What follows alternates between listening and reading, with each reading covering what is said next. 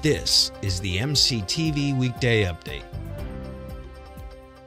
Welcome to today's edition of the MCTV Weekday Update. I'm Corley. And I'm Breanna. The Student Government Association is back in business for the spring semester.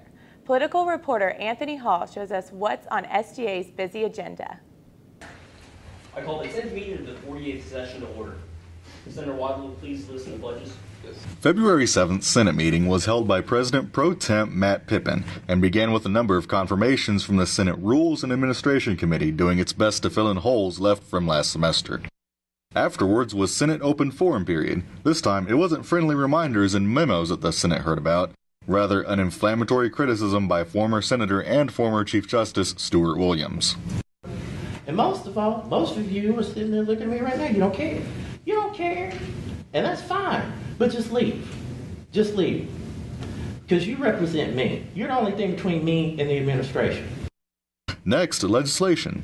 One of the pieces of legislation proposed was another campus infrastructure piece, put forward by Senator Pippin and Luke Cotton. The resolution would support a shared use path between the Engineering Key and Murray Hall for use by both bikers and walkers to help biking students go from one to the other without worry of tickets. The bill alludes to a larger biking initiative to come next year. The Senate also passed legislation in an attempt to preserve Urbanovsky Park, trying to keep any kind of construction from taking away such things as the volleyball courts or the barbecue pit, which many students and organizations hold events and parties at throughout the year. This bill, another campus infrastructure piece, is a result of rumors the senators heard. When Urbanovsky served as an administrator here, he basically took Texas Tech from a dust bowl to one of the most beautiful campuses in the state of Texas. So we want to preserve it for as long as possible until Texas Tech and the administration has a full plan set up to how they're going to build these buildings, these academic buildings around the Student Rec Center. Another piece of important legislation that was discussed was the placement of a student, namely the student body president, onto all presidential and dean search councils, which the Senate believes need student representation. The bill would apply to all future councils and would join the faculty senate representative as a full voting member.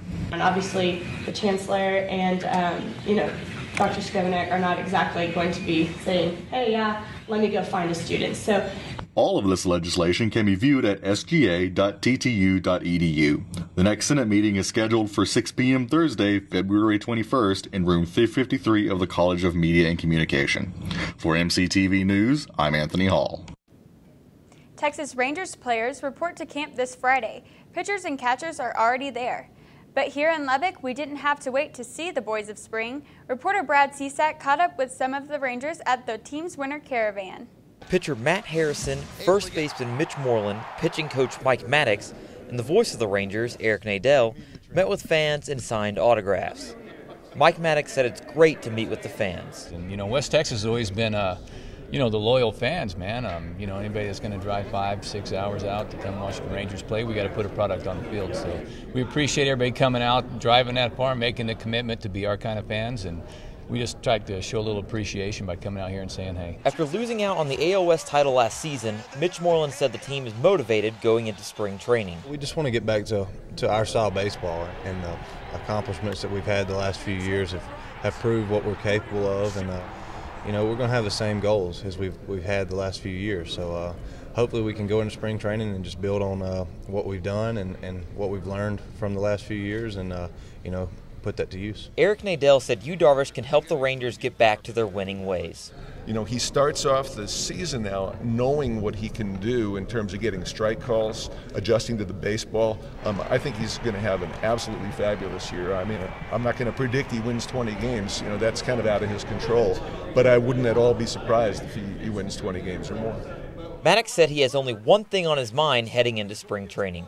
Revenge, man. We got some unfinished business. We went to the top 2 years in a row, and then I thought maybe last year we knew we had a real good team, and we were just going to go out there and it was going to happen for us. And we might have lost our edge a little bit.